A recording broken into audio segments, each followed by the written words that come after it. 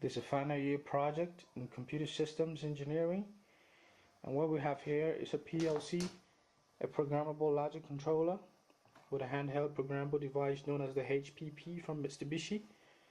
What we have here is a tank with water. We are about to transfer the water from the first tank to the second tank using a pump, which is connected directly to the PLC, the programmable logic controller.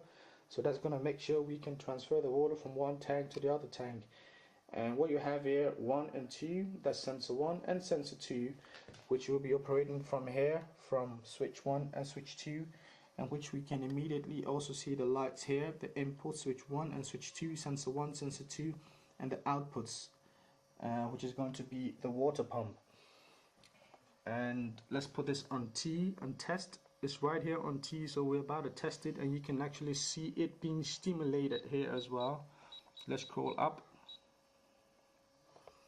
What you have here is the X node 1 and X node 2. That's the switches 1 and 2, and that means sensor that's sensor 1 and sensor 2. Sensor 1 and sensor 2. And Y001, that's the pump, which is going to pump the water. And we scroll down a bit, you've got Y002, which is going to be the light, which is going to come on the same time as the pump. When the pump begins to pump the water, the light also goes on. Let's quickly see. That's a low level sensor, so we turn the high level sensor off. 2 should go off, and then we turn the low level sensor off, and it should start pumping. And that's the pump and the light. And it's on right now, pumping the water. As soon as it reaches level 1, which is the low level sensor, we should see the sensor come back on again.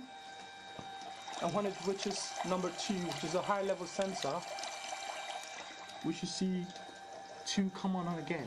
And the pumper will automatically stop pumping the water again. Let's wait for a while and see.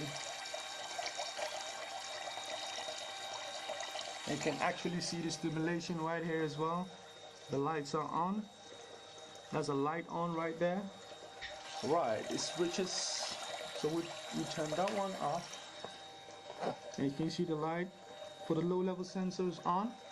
When it reaches number 2, the high level sensor, the light will come on again, and that will stop the motor. That will prevent the water from overflowing.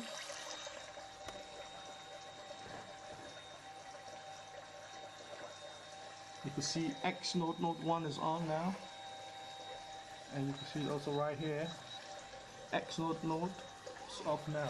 Right, this reaches the high level sensor, we can turn that back on again, and you can hear the water stop. And as soon as it drops back down, the sensor goes off again, and when it comes to 1, we'll have that light go off again. Let's quickly have a look one time again. It should start a pump again when the water reaches level 1, which is the low level sensor. And we should have outputs 1 and 2 come back on again.